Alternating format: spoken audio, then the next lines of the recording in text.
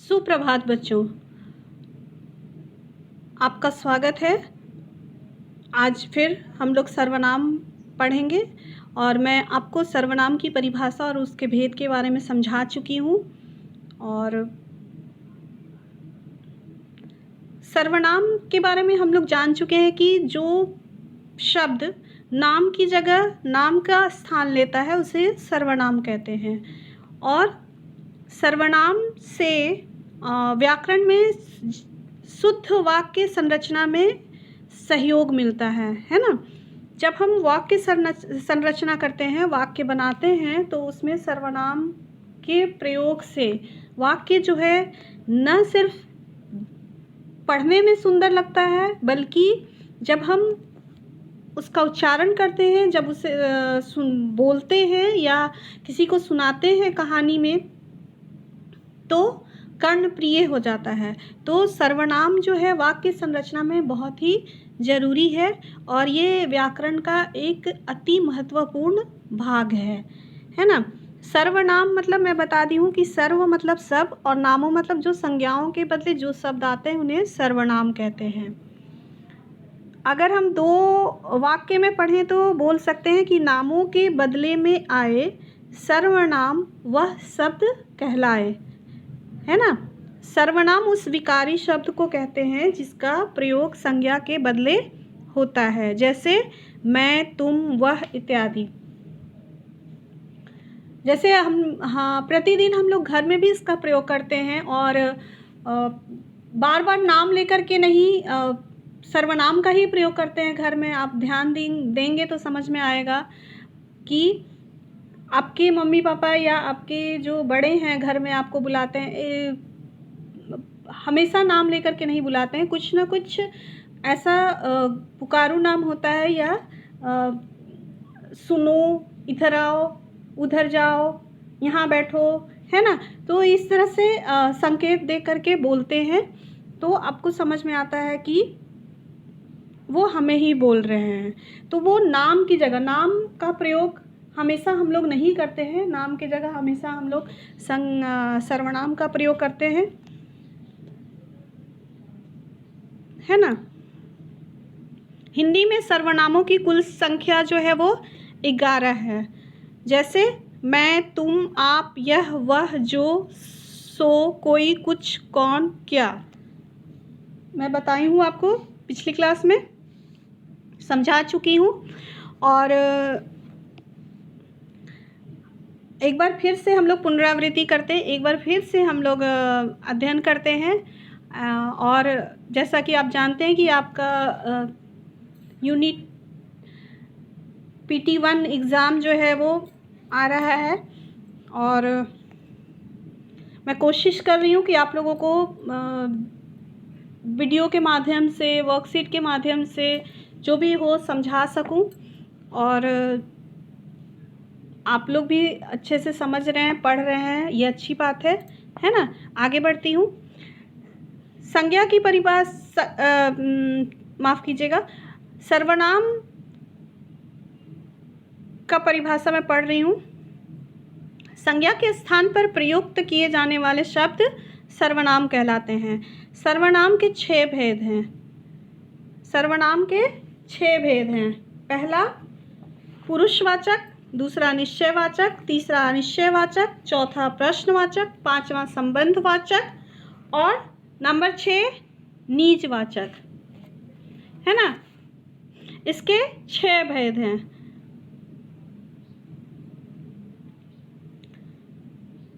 पुरुषवाचक सर्वनाम किसे कहते हैं? पुरुषवाचक सर्वनाम, प्रश्न अब आ सकता है, आपसे पूछा जा सकता है कि पुरुषवाचक सर्वनाम किसे कहते हैं। तो इसमें आप लिखेंगे कि जो सर्वनाम शब्द बोलने वाले वक्ता और सुनने वाले श्रोता और अन्य के बारे में प्रयोग होते हैं उन्हें पुरुषवाचक सर्वनाम कहते हैं। आप बस इतना याद रखिए कि बोलने वाले के लिए और सुनने वाले के लिए, मतलब वक्ता, श्रोता और अन्य के लिए जिस शब्द का प्रयोग किया जाता है वे पुरुषवाचक सर्वनाम कहलाते हैं। इसके 3 भेद होते हैं। पहला उत्तम पुरुष, दूसरा मध्यम पुरुष और तीसरा अन्य पुरुष।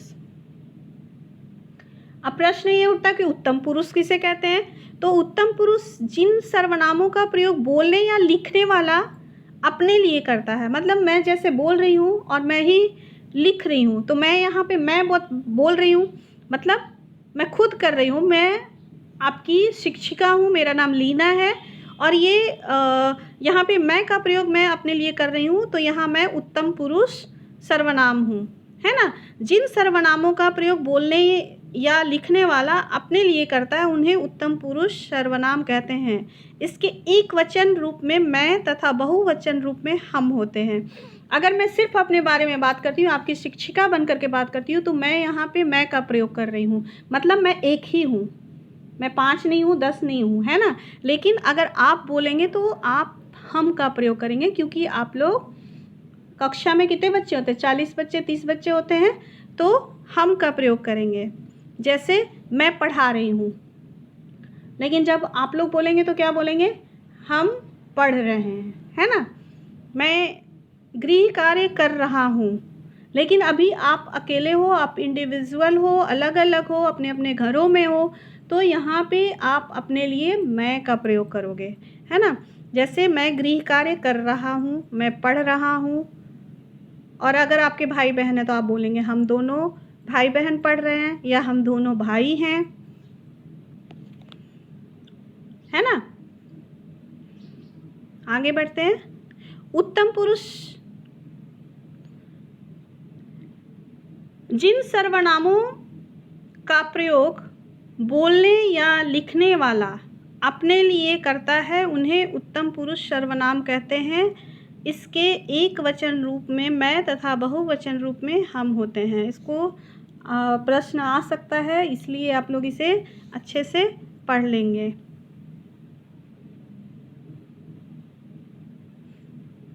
उत्तम पुरुष सर्वनामों के कारकीय रूप इस प्रकार हैं। जैसे मैं के लिए क्या क्या रूप चलता है, लेकिन ऐसे तो मैं हम लोग बोलते हैं, हम सब बोलते हैं, बट जब हम इसका वाक्य में प्रयोग करते हैं तो क्रिया के अनुसार इसका रूप जो है वो बदलते रहता है ना।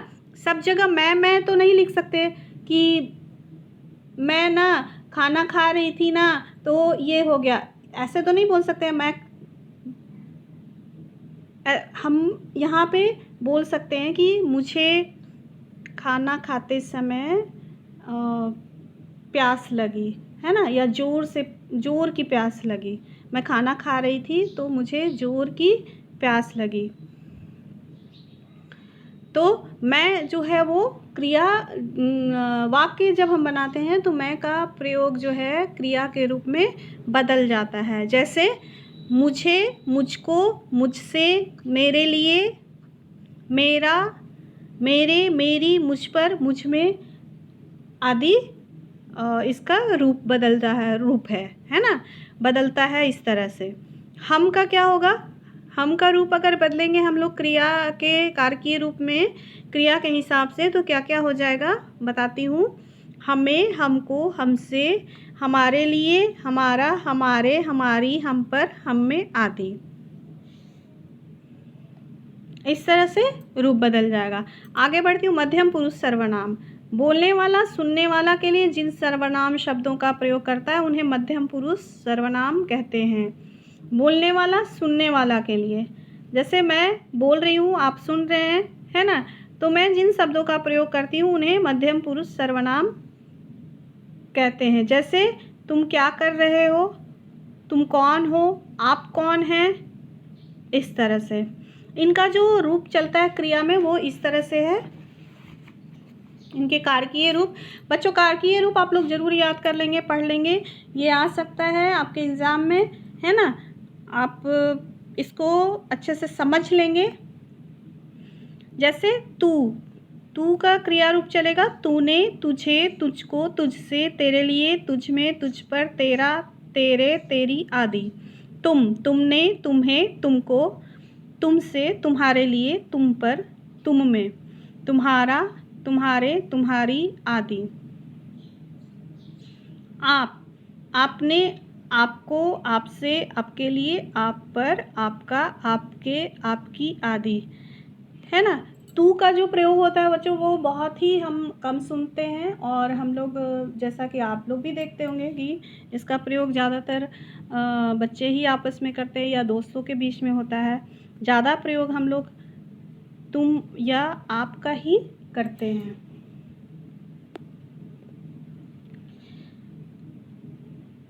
अब पुरुषवाचक का तीसरा भेद क्या है? अन्य पुरुष सर्वनाम। अब इसके बारे में पढ़ते हैं, है ना। वक्ता लेखक जिन सर्वनामों का प्रयोग श्रोता के अलावा के लिए करता है उन्हें अन्य पुरुष सर्वनाम कहते हैं। वक्ता लेखक, वक्ता मतलब बोलने वाला, जैसे मैं बोल रही हूँ, या लेखक लिखने वाला।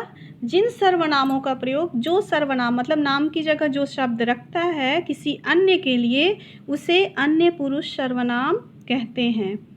जैसे यह, वे, वह, वे, है ना, ये आदि। वह मेरा भाई है, वे मेरे भाई के मित्र हैं। ये सब क्या है? अन्य पुरुष सर्वनाम है। वे लोग जा रहे हैं। कौन लोग जा रहे हैं? वे लोग जा रहे हैं, मतलब किसी अन्य के बारे में बात हो रही है। यहाँ पे कोई नाम नहीं है या फिर कोई सर्वनाम जो प्रयोग कर रहे हैं हम लोग वो क्या है? अन्य पुरुष सर्वनाम है। जैसे वे लोग जा रहे हैं, उनका कोई नाम नहीं है और ना वो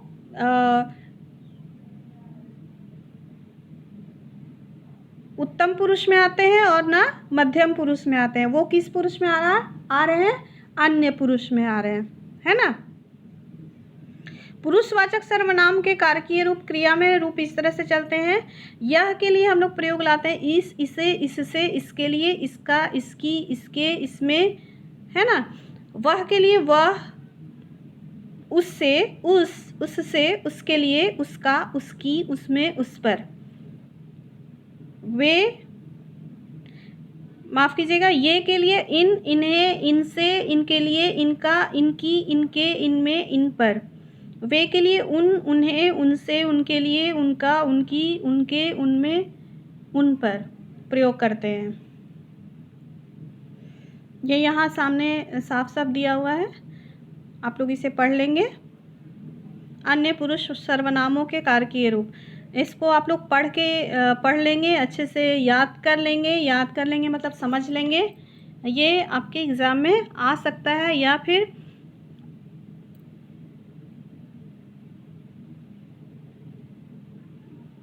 टेस्ट में आ सकता है कि इनका वाक्यों में प्रयोग करें, है ना। इसको समझ लेंगे अच्छे से। दूसरा जो है सर्वनाम का भेद वो है निश्चयवाचक सर्वनाम। किसी पास या दूर के व्यक्ति, वस्तु या स्थान का संकेत करने वाले शब्द सर्वनाम जो हैं वो निश्चयवाचक सर्वनाम होते हैं। जैसे यह, वह, ये, वे। ये क्या है? यहाँ पे नाम नहीं है, है ना। यहाँ पे ये संकेत किया जा रहा है कि यह, वह, ये, वे, इन्हें संकेतवाचक सर्वनाम कहते हैं। जैसे यह मेरी घड़ी है, वे मेरी किताबें हैं। ये यहाँ पे निश्चित है कि ये सामान जो है वो मेरी है और किताबें भी जो है वो मेरी है, तो ये निश्चयवाचक सर्वनाम हुआ। किसी पास या दूर के व्यक्ति, वस्तु या स्थान का संकेत करने वाले शब्द सर्वनाम जो होते हैं निश्चयवाचक सर्वनाम होते हैं। जैसे यह, वह, वे, सब, इन्हें संकेतवाचक सर्वनाम भी कहा जाता है।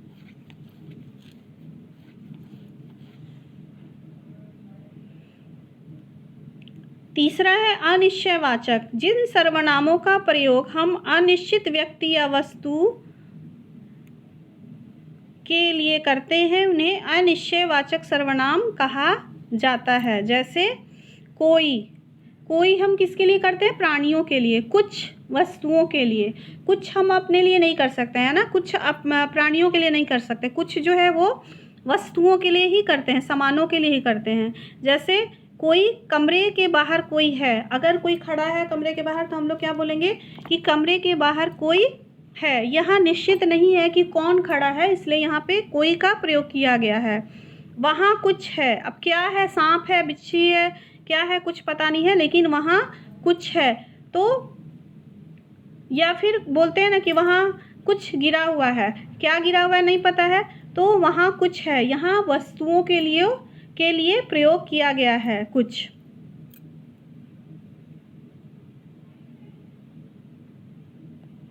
आगे बढ़ते हैं। कारकीय रूप बनाने के लिए जब कोई के साथ प्रसर्ग लगाए जाते हैं तब इसका रूप बदलकर किसी हो जाता है। जैसे कोई को बुलाओ, इसमें यहाँ पे क्या हो जाएगा, किसी हो जाएगा, किसी को बुलाओ। इसका बहुवचन रूप किन्हीं में हो चलता है। उदाहरण के लिए देखिए, किसी को बुलाओ, किन्हीं दो को यहाँ आने के लिए कहो।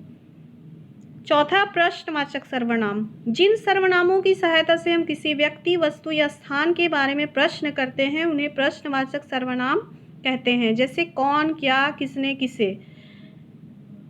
जैसे वहाँ कौन है, उसने क्या पूछा, यह काम किसने किया है, किसे बुला रहे हो। जहाँ प्रश्न की बातें हो रही हैं या प्रश्न वाला वाक्य है तो वहाँ प्रश्नवाचक सर्वनाम हो जाएगा, है ना। संबंधवाचक, जिन सर्वनामों से वाक्य में प्रयुक्त दूसरे सर्वनाम से संबंध स्थापित किया जाता है उन्हें संबंधवाचक सर्वनाम कहते हैं।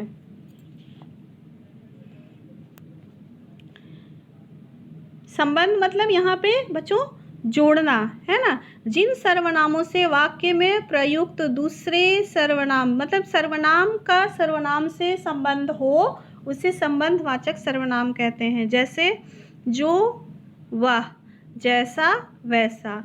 जो मेहनती होता है उसे सफलता जरूर मिलती है।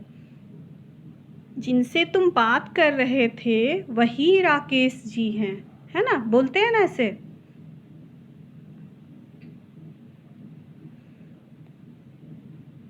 निजवाचक सर्वनाम, जो सर्वनाम स्वयं अपने आप के लिए प्रयुक्त होते हैं वे निजवाचक सर्वनाम कहलाते हैं। जैसे आप, स्वयं, खुद, अपने आप आदि। जैसे आप स्वयं ही उनसे मिल लें, आप खुद ही उनसे बात कर लें। गांधी जी अपना सब काम अपने आप करते थे, है ना। ये आपका 6 भेद, और 6 भेद के बारे में हम लोग पढ़ चुके हैं, इसके पहले भी पढ़े हैं, मैं समझा चुकी हूँ और आज मैं दोहरा दी हूँ। यहाँ पे कुछ महत्वपूर्ण बातें दी गई हैं जिनसे आपको सर्वनाम के बारे में जानने के लिए सहयोग मिलेगा, है ना, और कुछ जान सकते हैं। जैसे सर्वनाम में ये बात आप अच्छे से जान लीजिए बच्चों कि आदर देने के लिए एक वचन पुरुषवाचक रूप का प्रयोग बहुवचन में होता है। जैसे हम अपने से बड़ों को हमेशा आदर देते हैं तो उनके लिए हम कभी एक वचन में प्रयोग नहीं करके पिताजी आएगा ऐसे नहीं बोलते, हम लोग बोलते पिताजी आएंगे, है ना। पिताजी दफ्तर गए हैं, वे शाम को लौटेंगे। तो बड़ों के लिए आदर सूचक यहाँ पे जो वाक्य का जो रूप है वो बहुवचन में हो जाएगा, ठीक है। जैसे मैं के स्थान पर हम का प्रयोग करते हैं और हमने साफ साफ कह दिया कि हम आपके साथ नहीं जाएंगे, हमें आज ही जाना है, हम आपको सूचित कर दें। बहुत सारे लोग मैं की जगह हम का प्रयोग करते हैं। तू का प्रयोग अत्यधिक निकटता या अनादर प्रकट करने के लिए किया जाता है। औपचारिक तौर पर आपका ही प्रयोग किया जाता है। तू का प्रयोग हम लोग बहुत कम करते हैं, बहुत कम लोग करते हैं, और ज़्यादातर हम लोग औपचारिक तौर पे वो आपका ही प्रयोग करते हैं। कोई के साथ हर या सब विशेषणों का प्रयोग किया जाता है, इनका प्रयोग एक वचन में होता है। कोई के साथ हर या सब विशेषणों का प्रयोग, है ना, कोई के साथ क्या होता है विशेषण, हर या सब, इनका प्रयोग एक वचन में ही होता है। जैसे हर कोई अपना लाभ चाहता है, सब कोई आजकल परेशान है। बच्चों ये हम पढ़ चुके हैं, इतना सब कुछ हम लोग सीख गए हैं अब तक, और मुझे लगता है कि मैं आपको सिखा दी हूँ। अब आप कितना सीखे हैं ये आप पे निर्भर करता है। मुझे लगता है आप बहुत अच्छे से पढ़ रहे हैं, समझ रहे हैं, आप लोग अच्छे बच्चे हैं। तो हम लोग क्या क्या सीखे एक बार मैं बता दूं आपको पॉइंट्स में। संज्ञा के स्थान पर आने वाले शब्द सर्वनाम कहलाते हैं। वाक्य में एक बार संज्ञा शब्दों के प्रयोग के बाद सर्वनाम का प्रयोग किया जाता है। सर्वनाम 6 प्रकार के होते हैं: पुरुषवाचक, निश्चयवाचक, अनिश्चयवाचक, प्रश्नवाचक, संबंधवाचक, निजवाचक। पुरुषवाचक सर्वनाम 3 प्रकार के होते हैं: उत्तम पुरुष, मध्यम पुरुष, अन्य पुरुष। सर्वनाम वचन और कारक के अनुसार अपने रूप बदलते रहते हैं। कारकीय रूपों के अनुसार सर्वनामों की रूप रचना की जाती है। मैं बताई थी ना आपको, क्रिया के अनुसार रूप बदल जाता है ना। आपकी किताब में प्रश्न दिया गया है कि पुरुषवाचक सर्वनाम कितने प्रकार के होते हैं। तो पुरुषवाचक सर्वनाम 3 प्रकार के होते हैं। पहला उत्तम पुरुष, दूसरा मध्यम पुरुष और तीसरा अन्य पुरुष। सर्वनाम का रूप किसके अनुसार बदलता है? प्रश्न आ सकता है, या आपकी किताब से ये प्रश्न है कि सर्वनाम का रूप किसके अनुसार बदलता है। तो आप लिखेंगे कि सर्वनाम का रूप जो है वचन और कारक के अनुसार बदलते रहता है। यहाँ किया हुआ है, खाली जगह से भरना है। क्वेश्चन इस तरह से भी आपका आ सकता है: जो देर से आएगा उसे दंड दिया जाएगा। किसी का पता लगाकर मुझे बताओ। क्या यह पुस्तक तुम्हारी है? मैंने उनको पैसे दिए। तुमने उससे क्या कहा? सर्वनाम से वाक्य में प्रयोग करने के लिए भी आ सकता है। वाक्य में प्रयोग करना होगा आपको, है ना। दिया रहेगा शब्द और आप उससे वाक्य बनाएंगे। जैसे जो मेहनत करता है वही सफल होता है।